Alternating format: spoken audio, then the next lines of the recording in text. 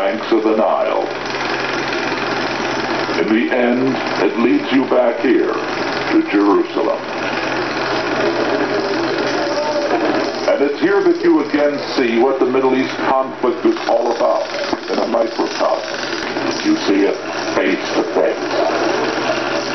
It's a conflict about land, about who's going to live here in this eastern half of the city, Jew or Arab, and whether the two can live together happily, above all peacefully. It is a conflict about religion.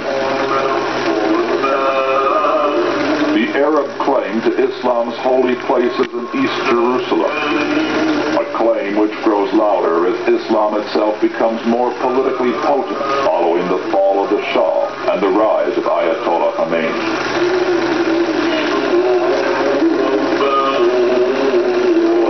Outside the Dome of the Rock, where Muhammad is said to have ascended to heaven, Muslims pray at one of the holiest places in Islam.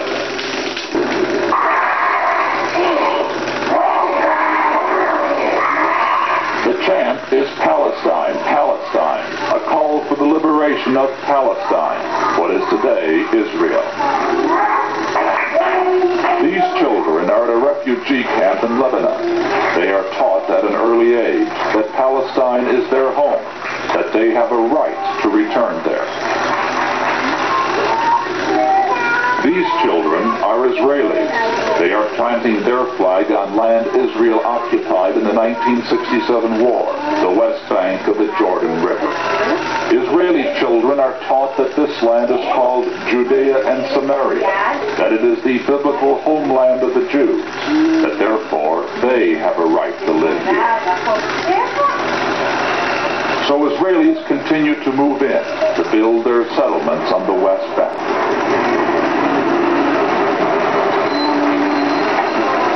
One of the newest is at Elon Moreh. Today, it is surrounded by Arab farmland. But this is where Abraham once lived. So these Israelis say they have simply come home. Rabbi Baruch Robbins lives on the settlement. We never gave up claim to this land. We prayed for it. We struggled for it. We tried time and again to come back here. Finally, in our time, we were given the opportunity to come back. Elias Frage is an Arab, the mayor of Bethlehem. They want to drive out us through taking our own land from us. This is a very dangerous and sinister plan. They will never have this part of Palestine as a state of their own. This is ours, it will remain ours. If we lose the war, the Jewish population here will be physically liquidated. Now, this is the reason for what some people call our obsession with security. And this is why we cannot agree to any type of arrangement for the West Bank, for what we call Judea and Samaria, unless our security interests are protected.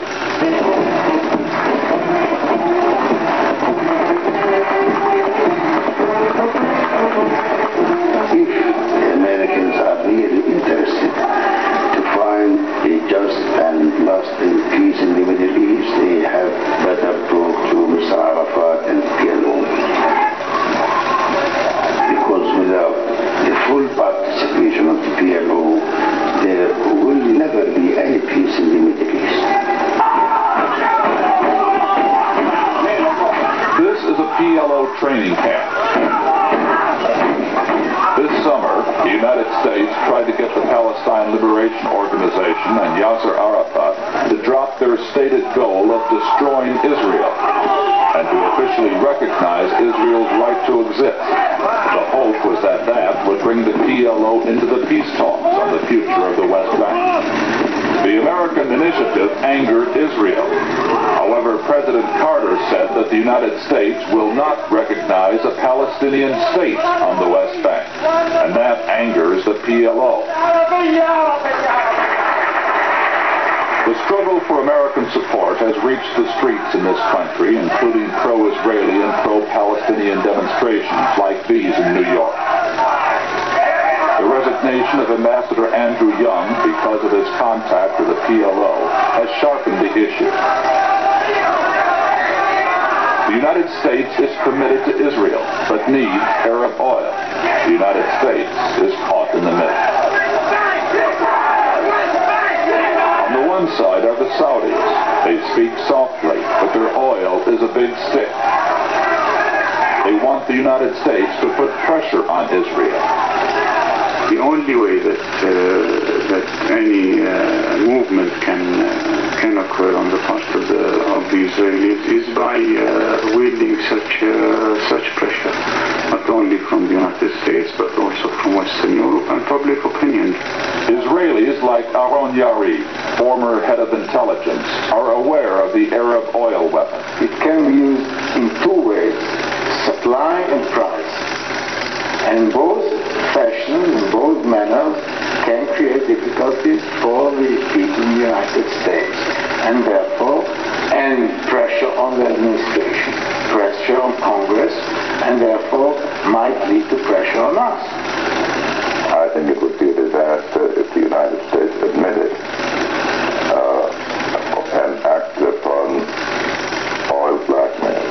And it would be a disaster for us, and it would be a disaster for countries like Saudi Arabia. Because if we once accept the proposition that the supply of oil can force us into courses of action we might otherwise not have considered in our national interest, then the producers of oil will be under increasing pressure from their radical neighbors to keep squeezing us. Oil is a new kind of weapon Israel faces, one for which it has no defense. So in appealing for continued American support, Israelis are arguing that they can offer the United States something as important as oil, something which goes beyond a shared interest in democratic values. When you're hungry and when you have problems in energy, democratic values are not everything. And I think there's another thing we can offer, and it is reliability as a strong military power. I see Israel as a military ally of the Americans, period. At every stage. I see Israel from a military point of view as the best investment that the United States has made in most parts of the world. Throughout its 31-year existence, Israel has depended on its military strength to survive. It has never lost a war. It cannot afford to do so. When the Israeli army moved into southern Lebanon last year, it was another demonstration that Israel will take any action to maintain its security. The Israelis trust no one but themselves. They fear being abandoned by the United States. The administration can change, circumstances can change. A treaty can also be abrogated or changed, and we have had a recent example as far as Taiwan is concerned. To say, well, we will construct it in such a way that this time it won't happen again. I think that it is very difficult to ask a nation to place its most important and vital and sensitive strategic issue on the assumption that this time it won't happen again.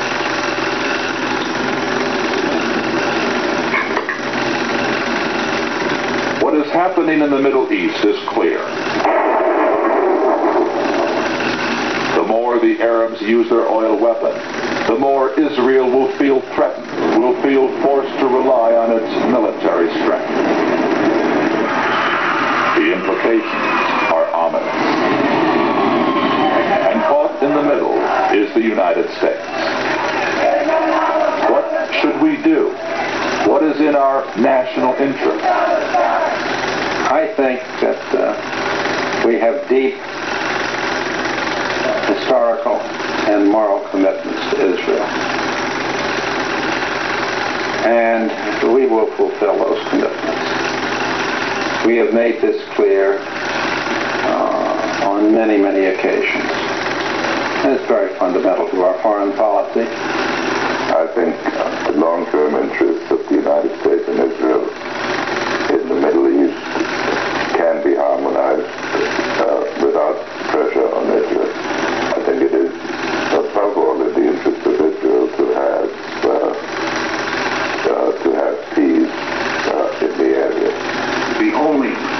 security for Israel in the long haul is a peace which involves a decent respect for the legitimate rights of the Palestinian people in the West Bank and the Gaza Strip, which in my judgment means a recognition of their right to self-determination. We're faced with a situation which is deteriorating, in my judgment, very rapidly.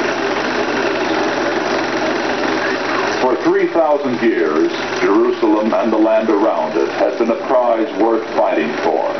First, there was Joshua, who fought his way into the Promised Land. Later, the Romans came, and still later, the Crusaders. In the past 31 years, there have been 4 wars between Israel and her Arab neighbors.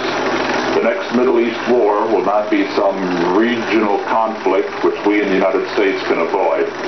It will almost certainly lead to a cutoff of our oil supplies, something we cannot accept, and as we have seen in this program, will not tolerate. What the Middle East demonstrates is not just the intractability of the problems here, but the vulnerability of us all. The Israelis who fear for their survival, the Arabian monarchs who fear for theirs, the vulnerability of Egypt. Tell them that I shall never let them down. Led by one man, a moderate force today, but who could be gone tomorrow. The vulnerability of the oil and its thin lifeline stretching around the world. And finally, there is the United States. We, the people, who depend on that oil, on that faraway place.